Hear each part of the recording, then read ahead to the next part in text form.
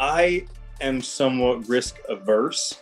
So me personally, I would prefer to place my money in areas where I think it has a greater chance of growing than just throwing it a whole bunch of altcoins and hoping that one of them moons.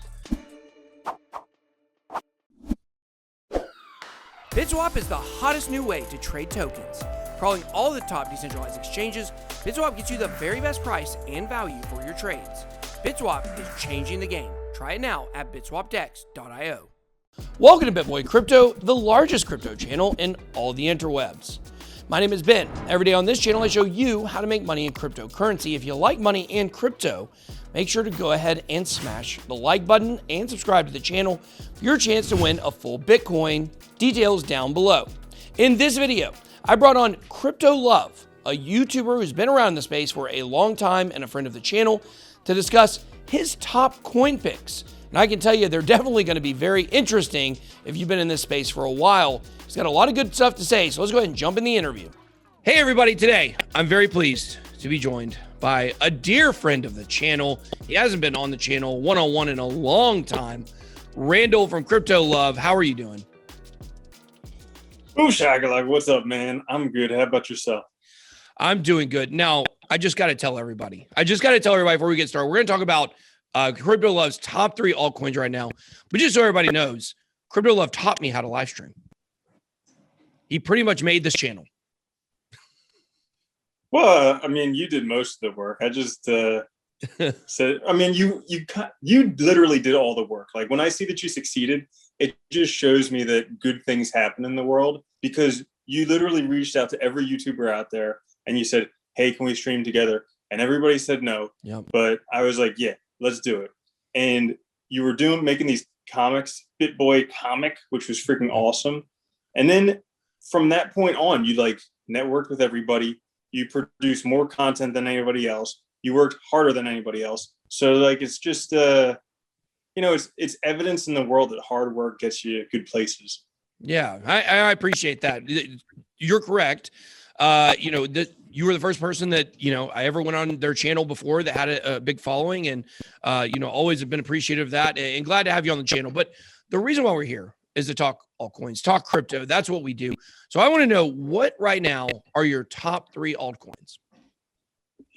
All right. So this is going to kind of take people aback just a little bit. Whoa. Because everybody wants these like little moon coins. All right. And there are probably some little moon coins, and I could give you some little moon coins, but I've been thinking about it all day. And I am somewhat risk averse. So me personally, I would prefer to place my money in areas where I think it has a greater chance of growing than just throwing it a whole bunch of altcoins and hoping that one of them moons. So that being said, my top 3 altcoins. First one's not an altcoin, it's called Bitcoin. Second one is Monero, for a reason I'll tell you in a minute. And third one is Litecoin, for a reason I'll tell you in a minute. So I got reason behind all of those. Old school. I know. I was looking at it today and I was like, man, these are old cryptos. No one's going to like these. But there's a good reason behind all of them. So I'm reading this book right now called Why Gold, Why Now? And basically he talks about this modern monetary theory where basically they have infinite money. So the treasury just keeps creating more money and then they get this 0% no maturity date loan, which they sell to the Fed. And so basically they can just print unlimited money. And so because of that, having an asset of a fixed supply, something like gold or something like Bitcoin, gives you a very good hand up when they're printing all of this money because there's really nothing else that will protect you like these 2 assets will. However, he goes on to say that potentially Bitcoin is an experiment by the government for us to actually create FedCoin for them, to basically perfect FedCoin for them. And then they're going to go from there. So, and maybe in the process, they'll do like what Ray Dalio was talking about, where they had in 1933, they made gold illegal, where they could do the same thing with Bitcoin. So who knows? That could potentially happen. That's why the number 2 one is Monero, because Monero is private, secure, things like that. And then the third one is Litecoin, because basically with Bitcoin, most altcoins are degenerators. The price goes down. There are a few that are oscillators that bounce back and forth with Bitcoin's price. Litecoin is the next oscillator that's set to pop. So when it does, you could potentially 10x your Bitcoin based on that one alone. So those are my 3 picks. Not super small altcoins. There are some that I keep my eye on in terms of super small altcoins. And I think for people who want to find out some ones that I would probably pick, you could check out the live stream that we did with Token Metrics guys, because there were some really good picks on there. But those would actually be my top 3, because I would be like most secure to buy those and maybe not make 1000x gains, but definitely get a good return on my investment over the next few years. Yeah. And I think a lot of people underestimate what the volatility to the downside is in different cryptocurrencies. Like when you look at Bitcoin, I think most people, and maybe you agree with me here, that we will see another bear market, but it may not be as bad as normal. But generally it drops 85%, but altcoins drop 97 to 98%. So I think like really picking some of those top coins, like you said, may not be as sexy, may not get the 1000x gains, but you're not going to get the 98% losses with a lot of those coins. So when it comes to prohibition of Bitcoin, do you not think that he's just kind of like the Ray Dalio? We talked about this on my channel a couple of days ago. Do you not think that's like really manipulative? Like you can't possibly actually believe that. Dude, I think it's actually a way for him to buy Bitcoin at a lower price. I totally think it was manipulation. Like it reminds me of a few years ago when Jamie Dimon was saying Bitcoin's a total sham. Yeah. And then shortly thereafter, when the price tanked, JP Morgan bought up a bunch of Bitcoin. So I think it is a sham because Ray Dalio got in very late and he wants to buy it at a discount. So he's using what he can to tank the price so he can buy it at as low a price as possible. I think that, what he was saying where they basically made gold illegal back in 1933, I don't think that could really happen, because if something like that were to happen, people would probably just move to somewhere else where it's legal. I mean, you can move a lot easier nowadays than you could back in 1933. Yeah, exactly. And it's not like they can pat you down for Bitcoin at the airport. So let's talk about Monero, because this is one that, we're talking about safe picks, but a lot of people would say the Monero as a privacy coin is something that, the governments are definitely going to try to ban, and they're going to try, like, we saw with Binance in Australia, they banned like a bunch of coins and said they're not tradable anymore, including Monero. What are your thoughts on privacy coins in terms of, the way the governments are probably going to target those? Because that is a reality, I believe.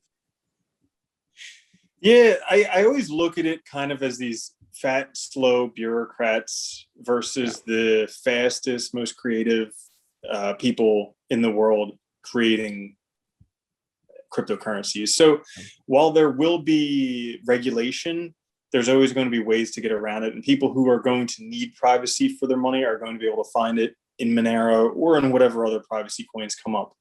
The other reason that I did mention Monero, and something that I forgot, is right now where it is, it's at a very stable support level where it's been previously. So it's kind of in a pullback, and at least it appears like it's a good purchasing opportunity for it if you were looking to protect your money. Yeah. And I think, like, for me, I mean, I love to hear about the technicals.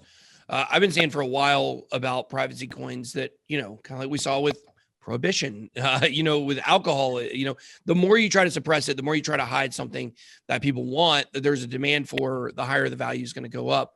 It's kind of like what we saw with, privacy. Well, is what we see with ammunition, for instance, and guns in America. Whenever there's a shooting and people start talking about gun reform, ammo gets very hard to buy, not because, it's hard to buy, because it's gone, So I think we kind of see the same thing with privacy coins. Every time they come out with stories saying we're going to ban those, the price actually goes up. So let's move on and talk about number 3 here. Okay. Let's talk about Litecoin.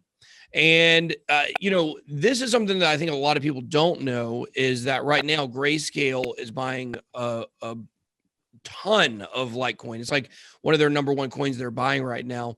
Do you think that, like, the safety of Bitcoin and the Bitcoin trust, the Grayscale trust, do you think people will see that same kind of value in Litecoin? And do you think the Grayscale trust can make the price of Litecoin go up? I definitely think it will, because right now they're selling the Grayscale Litecoin at an 18 times premium. Now, the people who buy that have to hold it for a year, but that makes me think that they're buying it thinking the price is going to go up quite a bit from where it is right now. So there's definitely that. And Grayscale's buying up 80% of Litecoin. And right now it's something that not many people are talking about. I mean, me personally, ever since when Charlie Lee sold the top back in 2017 or 2018. What an epic moment that was. Right? Yeah. And he told everybody, he's like, this is the top. If you can't sustain a 95% hit, you might want to get out now. Yep. I'm selling all of my Litecoin. And, you know, I lost a lot of faith in Litecoin, but just based on technicals and kind of what's going on with Litecoin, I think that now is a good opportunity to purchase it. Not because I think that it's going to do a great things as a currency, but I think that based on it being an oscillator, based on Grayscale buying it and selling it at a premium, I think there's a good chance it could do pretty well. When Charlie Lee sold his Litecoin and said it was the top of the market, did you believe it? No, I actually thought that he was selling, because the reason that I thought he was selling it is because at the same time there was the big Bitcoin Bcash wars going on. Yeah. And Roger Ver sold all of his Bitcoin for Bcash and then was saying Bitcoin Cash is the best thing on earth. It's the real Bitcoin. And I actually thought that Charlie Lee sold his Litecoin so that he could say Litecoin's great without owning any. So that way he could be like a real protagonist for Litecoin. So that's why I thought. I didn't realize until months later when the market tanked that was why he sold. Yeah, no, right. Well, what you just said, that's actually his reasoning, supposedly, was because he felt like, you know, by owning so much, it didn't give him the, he was too biased to be able to lead the company, right? Which didn't make a lot of sense. We all know he sold the top. And, I remember back then, of course, that was when, I bought Bitcoin in 2012, but 2017 was when I really got like full-fledged in. And I just remember reading that and thinking like, no, this isn't the top of the market. It's just getting started. Come on, guys. And so that actually is like a lot of the reason why on this channel, I try to educate people like, look, bear markets happen and it will probably happen again. So that's some really good insight. Well, Randall, listen, thank you so much for coming on the show today, sharing those picks. And I do just want to say to my audience, like I owe you a lot for the success of this channel, and the BitSquad needs to go show you some love. Make sure you guys go subscribe to his channel down below in the comments. He's got good stuff he puts out. He's been in the space for a long time. So thank you for joining us. You got any last words? I just want to say thank you so much for having me on. And it's been an absolute pleasure. And dude, it just makes me happy every time I see how successful you've gotten. So it's freaking awesome. Thanks, man. I certainly appreciate that. All right, guys, you guys make sure to drop some comments down below. Let me know what other content creators you guys want me to collaborate with. That's all I got. Be blessed. BitBoy out.